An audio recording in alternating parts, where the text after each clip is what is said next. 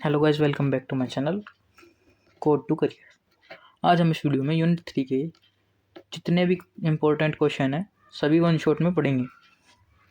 तो हमारा first question है, define loop, explain its type. Loop क्या है और इसके कितने टाइप हैं। तो loop is a controlled structure that allows a block of code to be execute repeatedly until एक गिवन कंडीशन बिकम फॉल्स। अब आपको ऐसे तो समझ में नहीं आएगा, मैं समझाता हूँ। इसका मतलब है लूप जो है वो एक कंट्रोल स्ट्रक्चर है जो अलाउ करता है हमारे कोड को रिपीटेडली रन करने के लिए। Loop help reduce code repetition and make program efficient. तो हम टाइप ऑफ लूप पढ़ेंगे। मेनली तो इसमें 3 टाइप्स होते हैं। फर्स्ट होता है for loop, second while loop, third होता है डू वाइल लूप। तो हम फर्स्ट पढ़ेंगे फॉर लूप। फॉर लूप जब यूज़ होता है जब हमें नंबर ऑफ आइटरेशन पहले से ही पता हो, मतलब हमें कितनी बार कोड को रन करना है वो हमें पहले से ही पता हो। इसमें इनिशियलाइजेशन कंडीशन और इंक्रीमेंट डिक्रीमेंट जितना भी हो, जो भी है, वो सभी एक ही लाइन में आ जाएगा। अब इसके की पॉइंट्स पढ़ते हैं। इसके की पॉइंट्स हैं एंटी कंट्रोल लूप, मतलब ये एंटी कंट्रोल लूप है। फॉर लूप एक एंटी कंट्रोल लूप है और ये एग्जीक्यूट हो सकता है 0 और मोर टाइम्स, मतलब 0 टाइम्स भी हो सकता है और उससे ज़्यादा टाइम्स भी हो सकता है। अब सेकंड टाइप ऑफ लूप है वाइल लूप। इसमें जो कंडीशन है वो चेक हो जाएगी पहले ही बॉडी को रन, लूप की बॉडी को की एग्जीक्यूटिंग से पहले। Loop runs as long as the condition is true. इसका मतलब है लूप जब तक चलेगा जब तक हमारी कंडीशन ट्रू रहेगी। जैसे ही हमारी कंडीशन फॉल्स होगी लूप टर्मिनेट हो जाएगा। अब इसके की पॉइंट्स हैं एंटी कंट्रोल लूप। ये भी फॉर लूप की तरह एंटी कंट्रोल लूप है। एग्जीक्यूट और 0 और मोर टाइम्स, मतलब ये एग्जीक्यूट होता है, हो सकता है 0 या फिर उससे ज़्यादा times. Do while loop body execute at least once. इसमें कम से कम एक बार तो लूप एग्जीक्यूट होगा ही होगा। Condition is check after execution. जो इसकी कंडीशन हम इसमें देंगे वो एक बार कोड के रन होने के बाद, लूप के रन होने के बाद चेक होगी कि कंडीशन ट्रू है या फॉल्स है। ये एग्जिट कंट्रोल लूप है। जो वाइल लूप था वो एंट्री कंट्रोल था, जो फॉर लूप था वो भी एंट्री कंट्रोल था, पर लेकिन ये लूप एग्जिट कंट्रोल है। ये कम से कम, जैसा कि मैंने आपको पहले बताया, कि कम से कम एक टाइम तो एग्जीक्यूट होगा ही होगा। Second question, differentiate between do while loop and do while loop. अब जो वाइल लूप में हमने पहले ही पढ़ा था कि कंडीशन जो चेक होगी वो बॉडी के एग्जीक्यूशन से पहले हो जाएगी चेक, पर डू वाइल लूप में बॉडी के एग्जीक्यूशन के बाद, कम से कम एक बार कोड एग्जीक्यूट होने के बाद चेक होगी कंडीशन। वाइल लूप में एक while loop entry control loop है और do while loop exit control loop है। वाइल लूप में मिनिमम एग्जीक्यूशन है 0 टाइम्स और डू वाइल लूप में मिनिमम एग्जीक्यूशन है 1 टाइम, मतलब कम से कम एक बार तो एग्जीक्यूट होगा ही होगा। सेमीकोलन वाइल लूप में नॉट रिक्वायर्ड है, डू वाइल लूप में रिक्वायर्ड है वाइल कंडीशन के बाद। यूज केस, हम इन्हें कब यूज़ करेंगे। वाइल लूप जब यूज़ होगा जब कंडीशन पहले सही होगी, और डू वाइल लूप को हम जब यूज़ करेंगे जब कंडीशन कम से कम एक बार तो रन होनी है, चाहे कंडीशन फॉल्स हो या ट्रू हो। अब हमारा थर्ड क्वेश्चन है, why is the break statement required. हमें ब्रेक स्टेटमेंट क्यों रिक्वायर्ड है, हमें ब्रेक स्टेटमेंट की क्या ज़रूरत है। तो the break statement is use to immediately terminate a loop and transfer control to the statement following it. यानी कि जब हम किसी लूप में होंगे तो उस लूप को टर्मिनेट करने के लिए ब्रेक स्टेटमेंट का यूज़ होगा, why break statement is required. Break statement की क्या ज़रूरत है? First, to exit a loop early, loop से बाहर आने के लिए पहले ही। Stops the loop when the required condition is met, जब हमारी रिक्वायर्ड कंडीशन हमें मिल जाएगी तो ब्रेक स्टेटमेंट लूप से हमें एग्जिट करवा देगा। Second, to avoid unnecessary execution, इससे हमारा टाइम भी बचेगा और सिस्टम के रिसोर्सेज भी बचेंगे।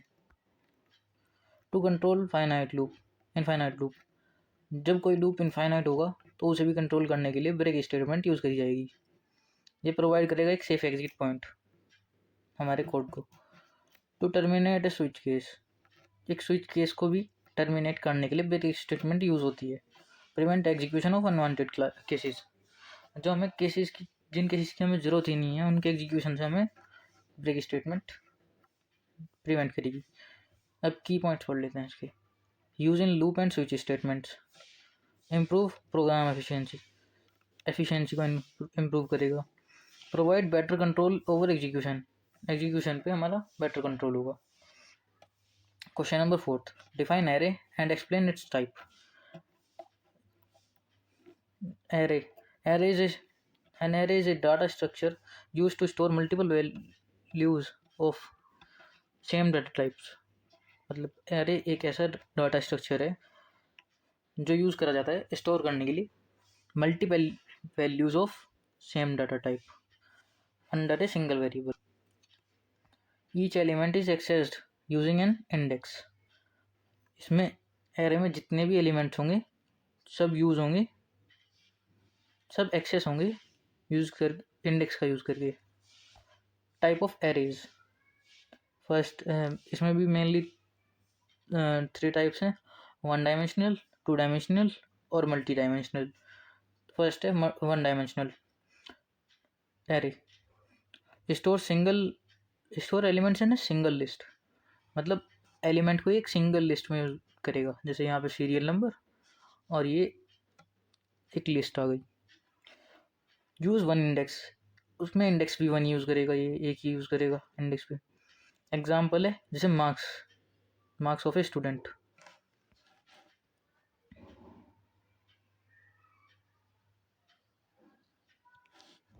ये मार्क्स आ गए किसी के भी, तो ये 1 डायमेंशनल है। और 2 डायमेंशनल एरे है जो स्टोर करेगा रो और कॉलम में, और ये कुछ कुछ दिखता है मैट्रिक्स की तरह या एक टेबल की तरह, जैसे कि ऐसे 1 2 3 4,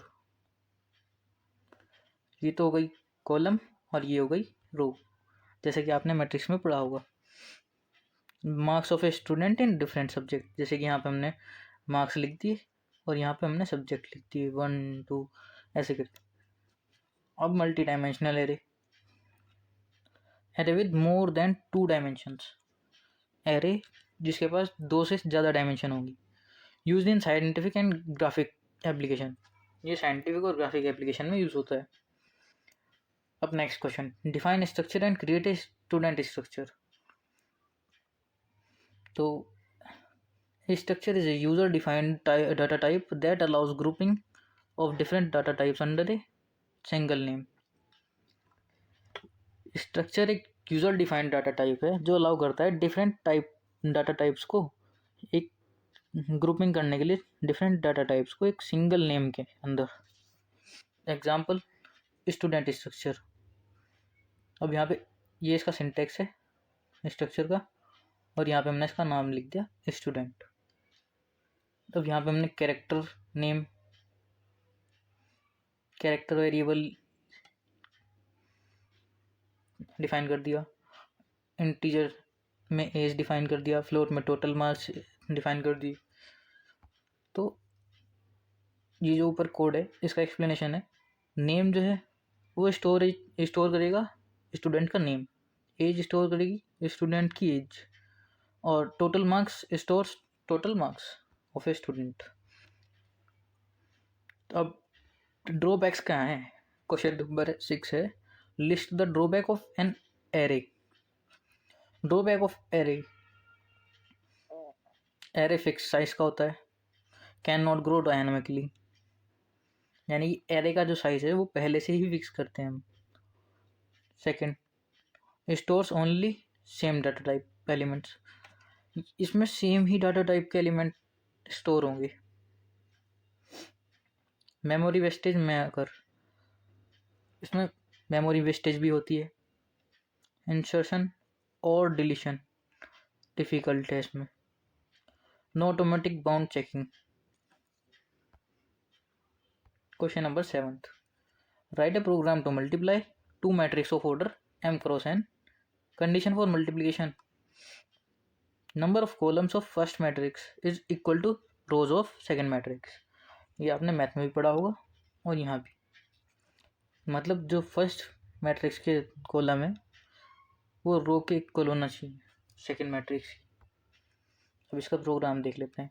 हेडर फाइल इंक्लूड कर दी, ये मेन फंक्शन, ये इंटीजर में वेरिएबल डिफाइन कर दी, यहाँ पे डिफाइन कर दी वेरिएबल, यहाँ पे ये एरे डिफाइन होती है, 3 एरे डिफाइन करी हैं और ये वेरिएबल डिफाइन कर दिए। अब इसमें हम पहले एंटर करेंगे रो और कॉलम को फर्स्ट मैट्रिक्स की स्कैनफ फंक्शन के यूज। हमने यहाँ पे m और n फर्स्ट मैट्रिक्स के रो और कॉलम मान लिए। फिर उसके बाद हम सेकंड रो के सेकंड मैट्रिक्स के रो और कॉलम को डिफाइन करेंगे स्कैनफ के फंक्शन, स्कैनफ के यूज से, जो कि हमने पी एंड क्यू पहले ही डिफाइन कर दिए थे ऊपर। अब हम लगाएंगे इफ लूप, इफ लगाएंगे condition, if n is not equal to p, ये जो साइन है बीच में ये नॉट इक्वल टू का है। If n is not equal to p, अगर n p के इक्वल नहीं है, मतलब नंबर ऑफ कॉलम जो है फर्स्ट मैट्रिक्स के वो नंबर ऑफ रोज के इक्वल नहीं है सेकंड मैट्रिक्स के। तो आपने पढ़ा था ऊपर भी कि ये तो कंडीशन मस्ट है, मतलब ये तो कंडीशन चाहिए। अब इसमें यहाँ पे नहीं हो रही है तो matrix multiplication is not possible. हम ये प्रिंट करवा देंगे यहाँ पर। अब प्रिंट करवाएंगे हम, अब ये तो यहीं पे ख़त्म हो गया इफ़, तो अब हम प्रिंट करवाएंगे elements of matrix of first matrix for, जिसमें कि i 0 के इक्वल होगा और i जो है वो m से छोटा होगा, i plus plus i post increment for j is equal to 0, j smaller than n और j पोस्ट इंक्रीमेंट। हम स्कैन फंक्शन की हेल्प से aij की वैल्यू इनपुट करा देंगे। फिर हम एंटर करवाएंगे सेकंड मैट्रिक्स के एलिमेंट को दो फॉर लूप की हेल्प से। स्कैनर फंक्शन का यूज़ करके bij की वैल्यू इनपुट करा देंगे। फिर दो फॉर लूप यूज़ करेंगे cij फंक्शन के लिए, cij एरे के लिए। फिर हम यूज़ करेंगे k is equal to 0, k smaller than n और k पोस्ट इंक्रीमेंट। तो cij is equal to aik cross b kj। अब यहाँ पे आप देख रहे होंगे ये इसकी कॉलम फर्स्ट मैट्रिक्स की कॉलम और सेकंड मैट्रिक्स की रो बिल्कुल इक्वल लिए हैं इसमें, यानी कि के इक्वल लिए हैं। और यहाँ पे हम हमारे लूप एंड हो जाएंगे, टर्मिनेट हो जाएंगे। अब हम प्रिंट करेंगे रिजल्टेंट मैट्रिक्स। फिर हम फॉर लूप लगाएंगे दो, एक i के लिए और एक j के लिए। फिर हम इसमें प्रिंट करेंगे %d cij, जो हमारा रिजल्टेंट मैट्रिक्स आया था ऊपर, यानी कि ये। फिर हम रिटर्न 0 स्टेटमेंट प्रिंट कर देंगे और यहाँ पे हमारा कोड ख़त्म हो जाएगा। अभी फ़िलहाल इतना ही यूनिट 3 के सिर्फ यही इम्पोर्टेंट क्वेश्चन है।